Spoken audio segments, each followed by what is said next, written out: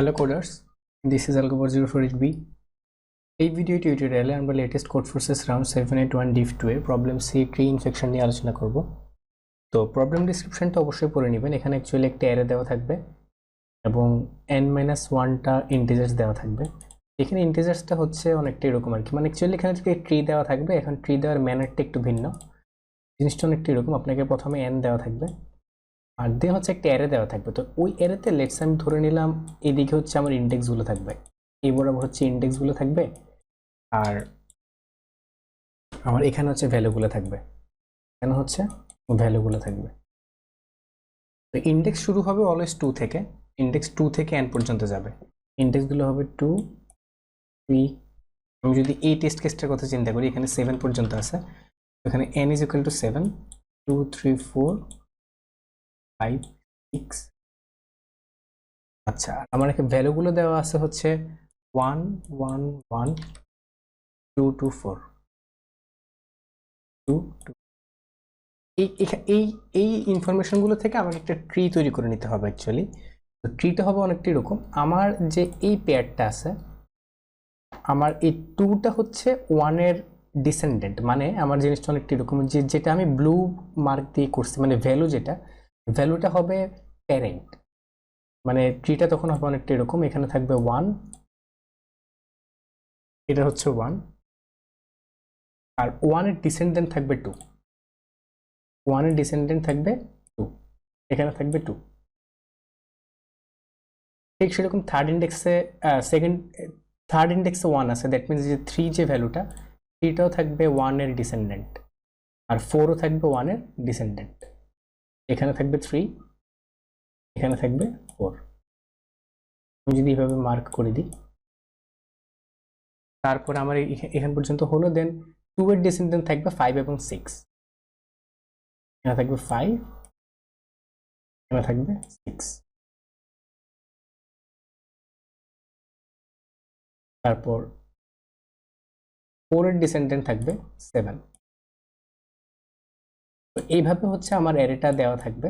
ওই অ্যারে থেকে আমাকে আলটিমেটলি একটা ট্রি তৈরি করে নিতে হবে। এখন ট্রিটা তৈরি করার পর আমরা এরকম একটা ট্রি পেলাম, ঠিক আছে।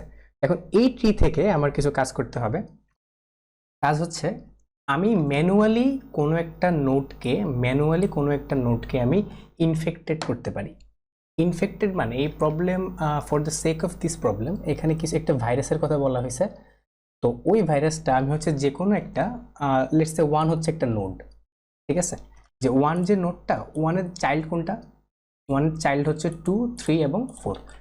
আমি যেটা করতে পারি, আমি ম্যানুয়ালি যদি 2কে ট্রিগার করে দিই, আমি যদি ম্যানুয়ালি 2কে ইনফেক্টেড করে দিই, তাহলে 2 এর প্যারেন্ট হচ্ছে 1 আর 1 এর বাকি সব চিলড্রেন একে একে নর্মালি ইনফেক্টেড হয়ে যাবে অটোমেটিক্যালি। মানে লেটস সে 1 এর প্যারেন্ট কোনগুলা, মানে আই মিন 1 এর চাইল্ড কোনগুলা, 1 এর চাইল্ড হচ্ছে এই যে 2 3 4, রাইট? এই তিনটাই তো হচ্ছে 1 এর চাইল্ড। আমি যেটা করতে পারি, আমি যদি লেটস সে 2কে যদি আমি ইনফেক্টেড করে দিই t = 1 সেকেন্ডে, লেটস সে t = 1 সেকেন্ডে আমি 2কে ইনফেক্টেড করে দিলাম, তাহলে t = 2 সেকেন্ডে অটোমেটিক্যালি 3 ইনফেক্টেড হয়ে যাবে। দেন t = 3 সেকেন্ডে অটোমেটিক্যালি 4 ইনফেক্টেড হয়ে যাবে।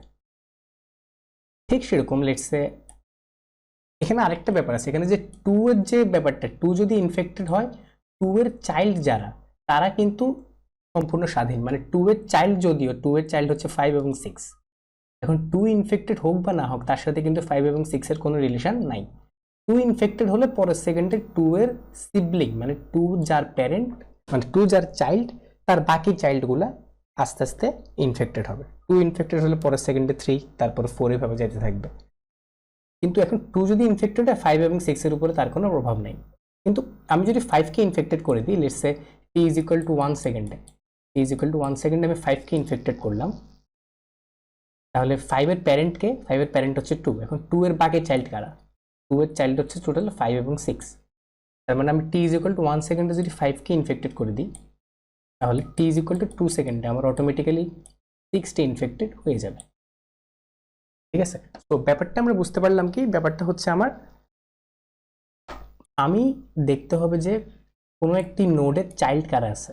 কোনো একটি নোডের চাইল্ড কারা আছে, সেই চাইল্ডের মধ্যে যে কোনো একটাকে যদি আমি ম্যানুয়ালি ইনফেক্টেড করে দিই, অটোমেটিক্যালি বাকিগুলো ইনফেক্টেড হতে থাকবে, এভাবে যেতে থাকবে। বাট আমার ম্যানুয়ালি জাস্ট একটাকে ইনফেক্টেড আমি করতে পারবো। ওকে, আচ্ছা, এখন প্রশ্ন হচ্ছে, মানে এই প্রবলেমে যেটা জানতে চাইছি সেটা হচ্ছে সব কাজ করতে করতে এই কাজগুলো মানে হইতে হইতে আলটিমেটলি আমার মিনিমাম কত সময় লাগবে সম্পূর্ণ ট্রি এর প্রত্যেকটা নোডকে ইনফেক্টেড করতে, মিনিমাম কত সময় লাগবে। আমি যদি এই কেসটা দেখি, আমি যদি এই টেস্ট কেস নিয়ে দেখি যে অ্যাকচুয়ালি কত সময় লাগতেছে, লেটস সে আমি t ইজ ইকুয়াল টু 1 সেকেন্ডে আছি, বর্তমানে আমি t is equal two 1 second ধরে নিলাম, t is equal two 1 second আমি বর্তমানে আছি। লেটস সে আমি এটাকে ইনফেক্টেড করলাম, আমি ইনফেক্টেড গুলো কিরকম ব্লু মার্ক করবো আর কি। লেটস আমি t is equal two 1 second এটাকে ইনফেক্টেড করলাম। ওকে, আচ্ছা, তাহলে t is equal two 2 second কি হবে, t ইজ ইকুয়াল টু 2 সেকেন্ডে অটোমেটিক্যালি এটা ইনফেক্টেড হয়ে যাবে, তাই না? t ইজ ইকুয়াল টু 2 সেকেন্ডে অটোমেটিক্যালি এই 3টা ইনফেক্টেড হয়ে যাবে। এখন কথা হচ্ছে ওটা তো অটোমেটিক্যালি হবে, বাট ওই দ্বিতীয় সেকেন্ডে কিন্তু আমি নিজেও ম্যানুয়ালি কাউকে ইনফেক্টেড করতে পারবো।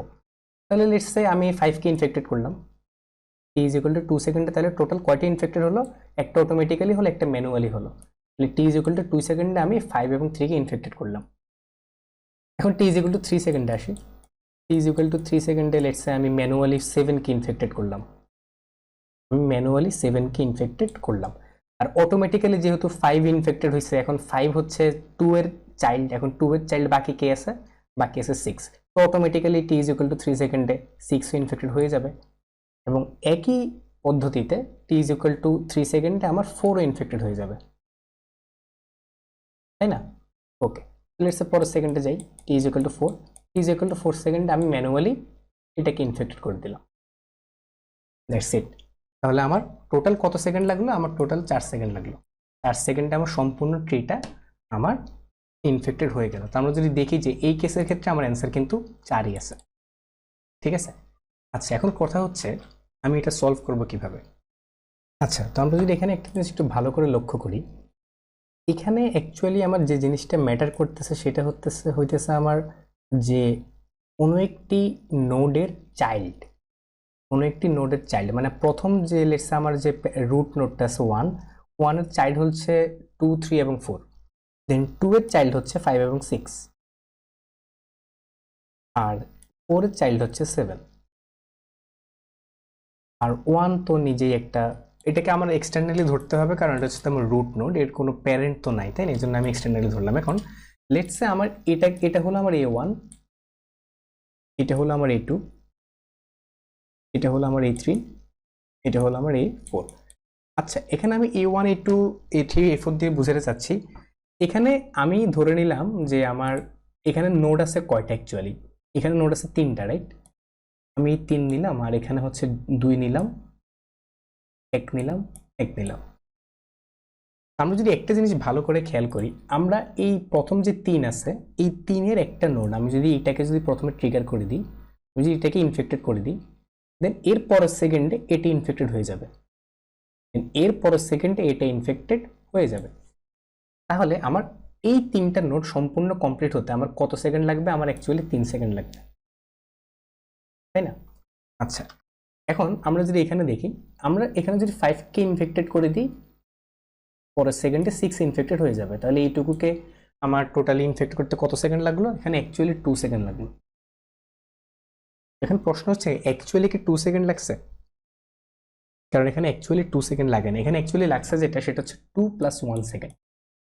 এখন +1টা কোথেকে আসলো? +1টা হচ্ছে আমরা যখন 3 এই যে এটাকে ট্রিগার করছিলাম, যে 2 যে ভ্যালুটা, এটাকে যখন আমরা ট্রিগার করছিলাম তখন আমরা 0th সেকেন্ডে ছিলাম, তাই না? কিন্তু প্রথম সেকেন্ডে মানে 1 সেকেন্ডে এসে আমরা 5কে ট্রিগার করছি, দেন দ্বিতীয় সেকেন্ডে 3 ট্রিগার হয়েছে এবং দ্বিতীয় সেকেন্ডে 6 ট্রিগার হয়েছে। ব্যাপারটা কিন্তু এরকম। সো আমার এখানে কত সেকেন্ড লাগছে? আমার এখানে অ্যাকচুয়ালি প্রথমটাতে আমি 0th সেকেন্ডে ট্রিগার করছি, দ্বিতীয়টাকে আমি 1 সেকেন্ডে ট্রিগার করছি, এটাকে 2 সেকেন্ডে, এটাকে 3 সেকেন্ডে। দ্যাট মিনস আমি এখান থেকে বুঝতে পারতেছি এটা যদি আমি একটা অ্যারে হিসেবে কল্পনা করি, আমি সম্পূর্ণটাকে যদি একটা সর্টেড অ্যারে, সর্টেড বলতে বোঝাচ্ছি আমি বড় থেকে ছোট আকারে সাজানোর পর, আমি এটাকে যদি সর্টেড অ্যারে হিসেবে কল্পনা করি, তাহলে আমার এই প্রথমটা যদি আমি A1 ধরি, প্রথমটা হচ্ছে A1, এটা হচ্ছে A2, এটা হচ্ছে A3, এটা হচ্ছে A4। তাহলে আমার প্রথম যে এই তিনটে এলিমেন্ট সম্পূর্ণ আমার ইনফেক্টেড হইতে আমার টাইম লাগতেছে কতটুকু? আমার টোটাল টাইম লাগতেছে A1, এটার জন্য লাগতেছে A1, A2 মানে A2 প্লাস 1, দেন A3 প্লাস 2, মানে তারপরে A4 প্লাস 3। মানে ফাইনালি বলতে গেলে আমি যদি সম্পূর্ণ এরকম কোন একটি নোডের চাইল্ডগুলোকে কালেক্ট করি, এরকম একটা অ্যারে তৈরি করি, তাহলে আমার কোনো একটি নোড মানে কোন এরকম যখন আমার যে অ্যারেগুলো হবে, ওই অ্যারের কোনো একটা ইন্ডেক্সকে টোটালি আমার ইনফেক্টেড করতে আমার টোটাল টাইম লাগবে কতটুকু? A of I plus I, A of I plus I, এই টাইমটা আমার লাগবে যদি আমরা সম্পূর্ণ এরকম যে ট্রিটা পাবো সেই ট্রিটাকে যদি আমি একটা অ্যারেতে কনভার্ট করি, তাহলে আমার এক একটা ইন্ডেক্সকে আমার টোটালি ইনফেক্টেড করতে আমার A of I plus I পরিমাণ টাইম লাগবে। এটা আমরা এখান থেকে বুঝতে পারলাম। এখন আমি কেন সর্টেড করব কেন? কারণ এটা বুদ্ধিমানের কাজ হবে যে আমি যদি সবচেয়ে বেশি নোড যেগুলোতে আছে, সবচেয়ে বেশি এলিমেন্ট যেটাতে আছে সেটাকে যদি আমি আগে ট্রিগার করে দিই, দেন অটোমেটিক্যালি পরেরগুলো ট্রিগার হতে হতে আমি ম্যানুয়ালি বাকিগুলোকে ট্রিগার করতে পারবো। এই জন্য আমি সবচেয়ে বেশি এলিমেন্ট যেগুলোতে আছে সেটাকে আগে নিয়ে আসবো, তাহলে সেটাকে তার একটাকে ট্রিগার করে দিয়ে আমি অন্যটাতে মুভ করতে পারবো। তো অন্যটা মুভ করতে করতে বাকিগুলো আমার অলরেডি আমার এখানে মানে ইনফেক্টেড হয়ে যাবে আর কি অটোমেটিক্যালি। এই প্রবলেম যেভাবে ব্যাখ্যা করেছে তার সাপেক্ষে। আচ্ছা, তো এবার আমরা আসি প্রবলেমটা কিভাবে সলভ করা যায়। এখন আমরা যেহেতু বুঝলাম যে এখানে একটা অবজারভেশন, এখন আমরা এখানে একটা জিনিস দেখি। তো আমরা একটা অ্যারে পেলাম ফাইনালি কিছুক্ষণ আগে, তাই না? হচ্ছে A of 1, A of 1, A of 2, A of 3, A of 4, এরকম একটা অ্যারে পেলাম আমরা। এখন ধরি আমরা t is equal to x সেকেন্ডে, t is equal to x second পরে আমার কাছে লেটস সে x সেকেন্ড পরিমাণ টাইম আছে, ঠিক আছে? এখন আমি যদি এই x সেকেন্ড অ্যাপ্লাই করে আমি যদি অ্যারেটাকে সম্পূর্ণটাকে আমি যদি এটাকে অফ করতে চাই, মানে ইনফেক্টেড করতে চাই, তাহলে আমি দেখি তো এখানে কি হয়। আমার x সেকেন্ড পরে এটার কি অবস্থা হবে? এটার অবস্থা হবে A of I plus I minus x, এর অবস্থা হবে A of I plus I minus x, same to same এর অবস্থা হবে A of I plus I minus x, আর ঠিক এখানেও আসবে A of I plus I minus x। তো টোটাল এই পরিমাণটা হচ্ছে আমার বাকি থাকবে, মানে x সেকেন্ড পরে A of I থেকে যদি আমার x সেকেন্ড পরে আমার এই এলিমেন্টগুলো বাকি থাকবে, তাহলে x সেকেন্ড পরে আমার টোটাল কয়টা নোড আমার শাটডাউন করে বাকি থাকলো? এটা বাকি থাকলো হচ্ছে টোটালটা সামটাকে আমি ধরে নিলাম রিমেইনিং, প্লাস আমি প্রতি সেকেন্ডে 1 সেকেন্ড করে টাইম নিয়ে আমি প্রত্যেকটাকে একবার করে ট্রিগার করছিলাম, তাই না? তাহলে আমার এখানে লাগতেছে রিমেইনিং প্লাস ট্রিগার টাইম, মানে এখানে a ডট সাইজ। এখন remaining plus a dot size is smaller or equal x, এই ইকুয়েশনটা মিনিমাম যে x এর জন্য স্যাটিসফাই করবে সেটাই হবে আমার রিকোয়ার্ড টাইম, এখন এটার জন্য আমার বাইনারি সার্চ করা লাগবে, সিম্পল। কারণ আমার এরকম একটা ইনক্রিজিং সিকোয়েন্স আছে, সেই ইনক্রিজিং সিকোয়েন্স থেকে আমার মিনিমাম ভ্যালুটা ফাইন্ড আউট করা লাগবে, যার জন্য একটা নির্দিষ্ট হচ্ছে আমার কোন একটা রাশি স্যাটিসফাই করতেছে। এখন প্রশ্নটা আসতেছে এটা কেন? কারণ হচ্ছে এখানে আমার দরকার হচ্ছে মিনিমাম টাইম, ঠিক আছে? আমি x সেকেন্ড পরে আমি জানি যে এই অংশটাকে যদি আমি টোটালি ইনফেক্টেড করতে চাই আমার টোটাল টাইম লাগবে কতটুকু? A of I plus I, সেটা আমরা এখানে অলরেডি দেখছি।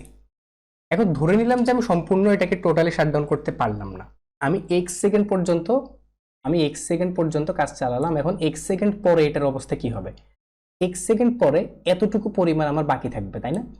আর A2 থেকে এতটুকু বাকি থাকবে, A3 থেকে এতটুকু বাকি থাকবে, তাহলে টোটাল আমার কতটুকু বাকি থাকলো তার উপরে আমার এক্সট্রা আরো x সেকেন্ড লাগবে, এবং আর এখানে যে আমার যে অংশটা হচ্ছে আমার এক্সট্রা ট্রিগার করা লাগছে সেটাও আমার মানে কনসিডারেশনে নেওয়া লাগবে।